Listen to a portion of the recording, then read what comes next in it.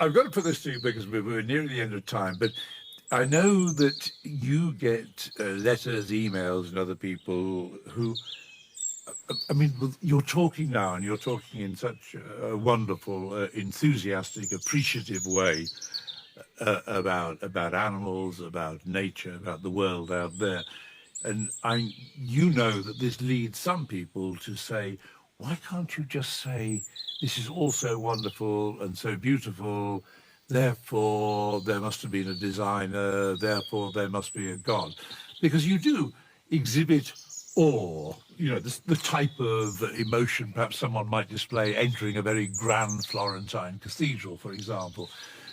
But it isn't it's not a religious awe that you are showing, is it?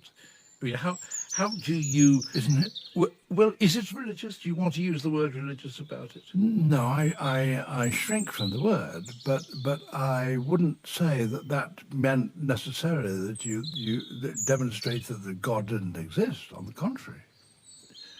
But the intelligent, because what you're being nudged towards is an intelligent. That's a different thing. Yes. The I have no quarrel with basic fundamental religious attitudes.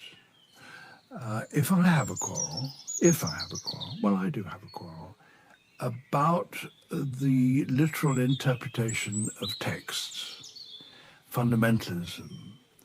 I have a quarrel about people who think that the book of Genesis is literally true. And my argument to dealing with that is if you 150 years ago, people living in Britain might think that was the only account of creation. But we now know that societies all around the world each have their own account. Each has felt the necessity to explain why it is that they, human beings, are here. Now, all these accounts differ. If you go to Thailand, they believe there was, in the first beginning of creation, there was a sea of milk, there was a huge snake in it, and there were demons pulling it and churning it, and when the curds came out, they told the human being. If you go to the Aboriginals, they believe that the human beings were coughed up by a giant snake which became a rainbow in the sky. You can produce hundreds of them. How are you to choose them? Which is correct? If you say, I'm only going to believe the one that my mother told me when I was brought up at my mother's knee, and I'm not going to question anything else, well, then that's up to you. But if you take a more general view and say, okay, you can't all be right, there is actually an answer, but you can look in the rocks and the animals themselves.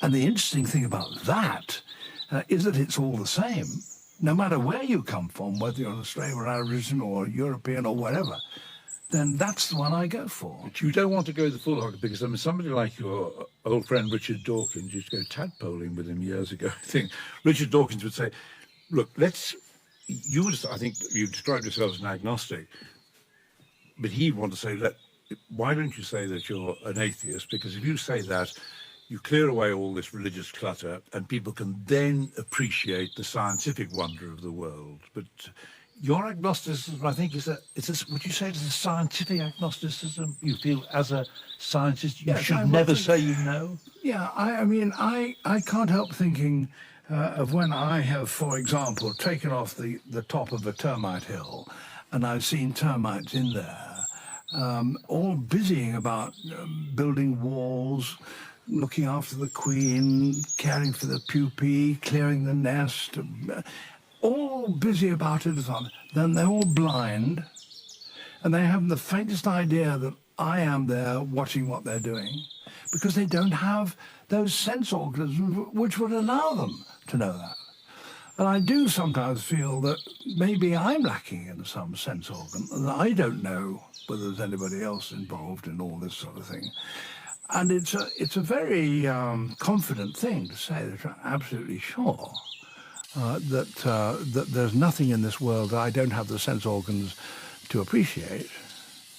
That would be my position. And Richard, I don't doubt, would say, well, that's rather feeble. That's not being very brave. And maybe he's got a case.